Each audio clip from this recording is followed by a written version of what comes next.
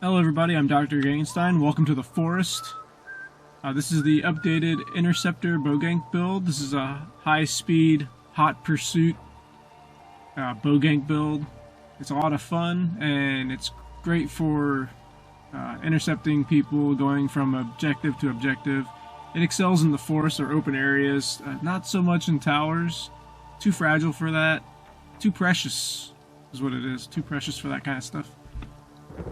So let me start with the gear real quick. Okay, on the main bar we have Black Rose Bow. Perfected would be ideal, but this is what I've been using in the videos. I don't have that capability in PvE yet. What this does, it applies a dot to your magnum shot.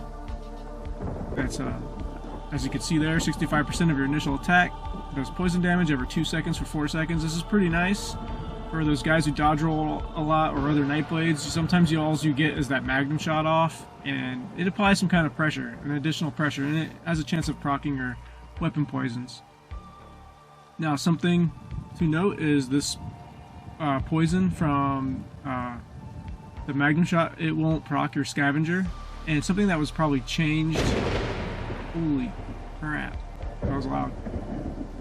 Something that was changed was these poisons don't proc the scavenger anymore either, and I do have video of doing this from a while back, so I don't know if that was in a patch notes, I didn't catch it or whatever, but these won't proc your scavenger. It's got to be like poison damage from abilities or weapon abilities, I guess. And for the back bar, I'm using the Vatashran Greatsword with a healing trait. Now, ideally, I think I have another sword with a precise trait, but I wasn't using it on this guy, so all those videos that I've been uploading recently, I've been using this setup, so I'm going to show you guys what I've been using. But yeah, this isn't too bad. I like to have either sharpened usually, or I'm thinking of going with precise, or maybe even Nirnhone for the back bar, just that way it increases the damage and healing capabilities of all my abilities instead of just one or the other. But again, this is what I've been using, so I'm showing you guys that. I actually kind of made a mistake by keeping this slotted. Alright, moving on.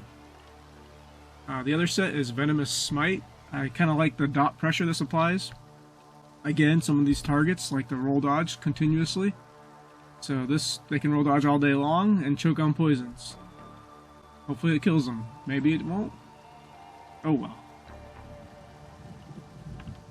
Okay, and the other set is Scavenging Demise, of course.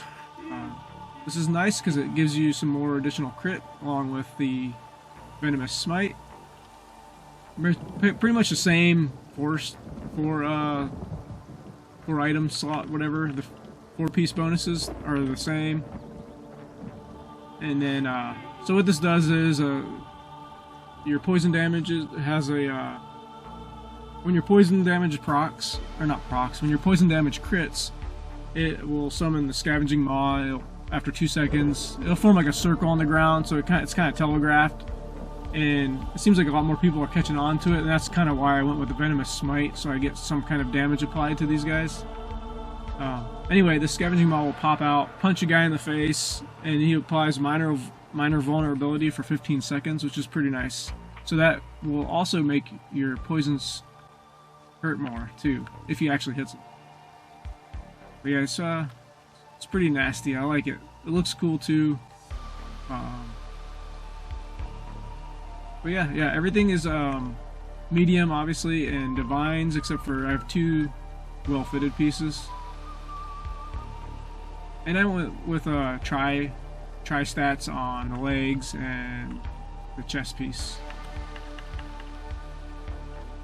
Okay, for the jewelry, I have 3 swift with weapon damage. And I went with the 3 swift over infused because I don't rely on shade to get away. I have to use speed.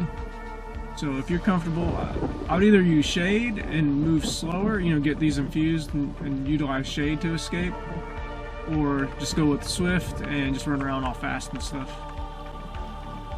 But I've been having a lot of fun with this and a lot of luck with this. I'm not really used to using shade, so that's another reason why I don't use it. Yep, that's the gear. Nothing too crazy.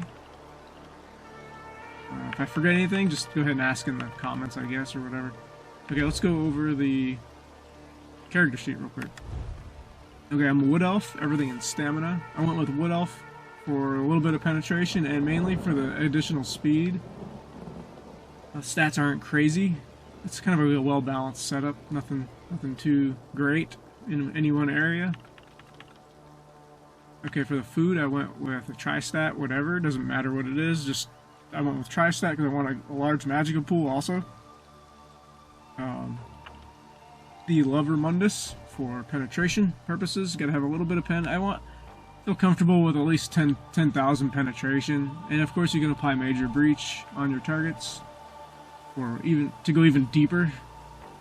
Okay, yeah. So plus you don't really need that, but it helps with bag space and discounts on crown purchases. Sometimes. Vampire Stage 2, and I know a lot of people say, why don't you go 3 for the mitigation purposes or whatever, or 4. The reason why I go 2 is for the Vampire passive that gives you weapon damage when you come out of stealth or whatever.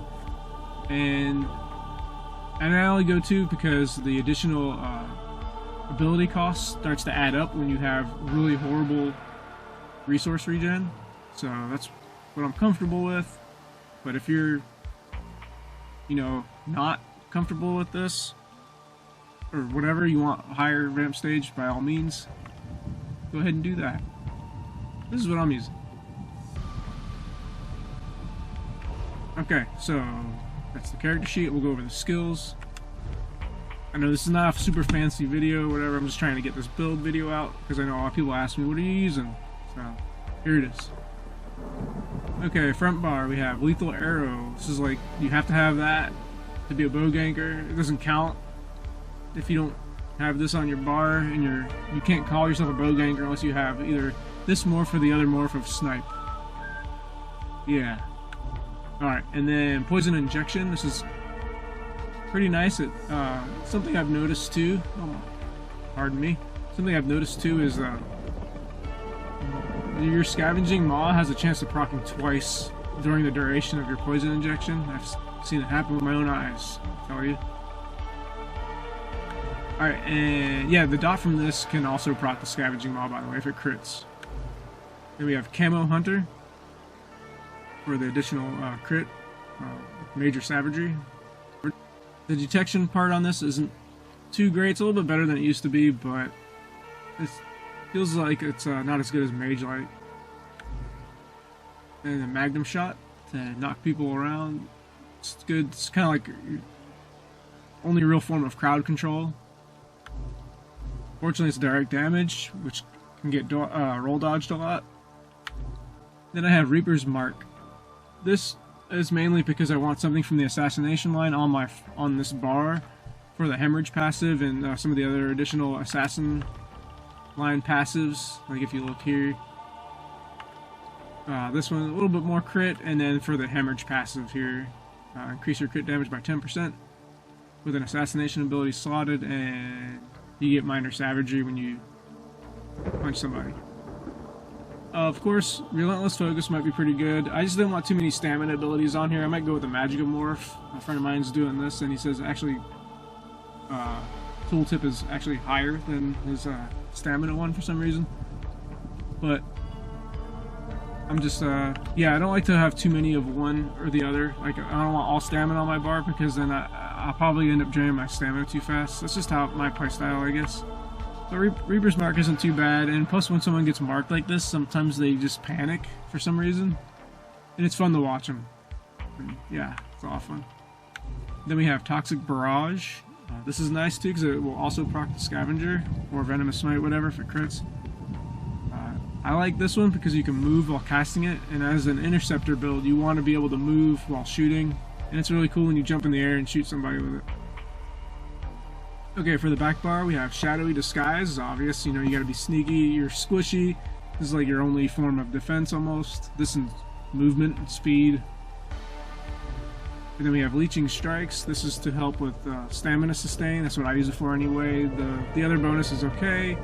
Probably mostly used against guards, but yeah, for the stamina sustain, I noticed on my bow crow, not having this, it's a pretty big deal while moving around, trying to be sneaky. Then channel acceleration, I went with this morph because it lasts a minute, at least the minor force part does, and I don't like to have to buff every like 5 seconds. And the movement speed's pretty nice too, for 12 seconds, whatever. Then we have rally. This is our major brutality buff and stamina heal somewhat. And then I swapped out vigor for shrewd offering. I like this because it's a nice little burst heal, and I can use it on other teammates or whatever. Comes in very handy. Swapped out undo for soul tether. I wanted to be able to do some damage, and I want it to be AoE because a lot of times I might be fighting somebody who likes to roll dodge a lot. It's really good against other Nightblades, especially other gankers. And undo just seemed to keep messing up on me, so I'm like, I'm just going with this. It's not too bad. It's good against little groups or whatever, or even for guards, whatnot. That's the skills, and I'll go over the champion abilities real quick.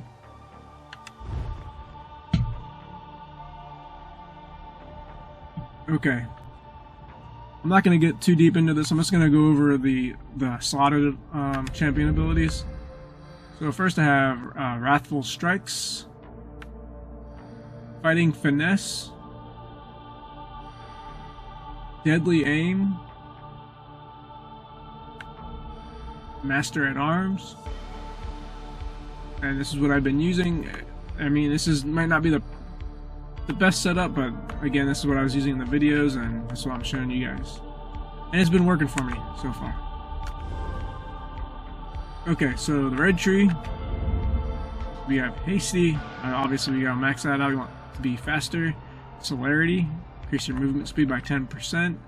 And I went with Thrill of the Hunt. So every time I kill a guy, I get Major Expedition for 6 seconds.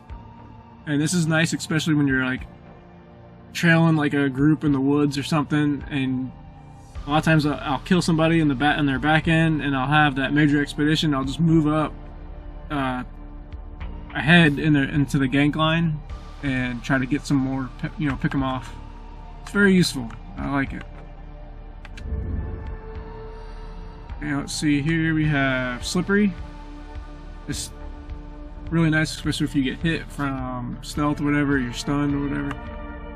Pretty useful. And I went with Rejuvenation. It's okay. I just like to have some more sustain all the time, not just like some of these other things. You gotta get your ass kicked before you get like 200 regen or whatever. I can't do that. I'm too squishy, too precious. So I went with this for now. Okay, green tree's pretty easy. I didn't do anything crazy with this tree. Just went with Sustaining Shadows. Reduce the cost of sneak by 50%. You can have 100% cost reduction for sneak, and it'll still drain stamina, by the way. Last time I tested this, anyway. Steed's Blessing, increase your movement speed out of combat by 20%. And I just went with Liquid Efficiency. This is just to save, money on potions and poisons and stuff like that. This one and this. Rationer. Add 30 minutes to your buffs. But normally what I would do is go with Gifted Rider, way up here, just to have a faster mount, but that's what I'm doing right now. So those are the champion trees. So that's the updated Bogank Interceptor build. Hope you guys have a lot of fun playing with this build. I know I have. I'd leave you guys with some gameplay, but the video is kind of long as it is, and I have plenty of gameplay videos out there. So I'll catch you guys later, and have fun.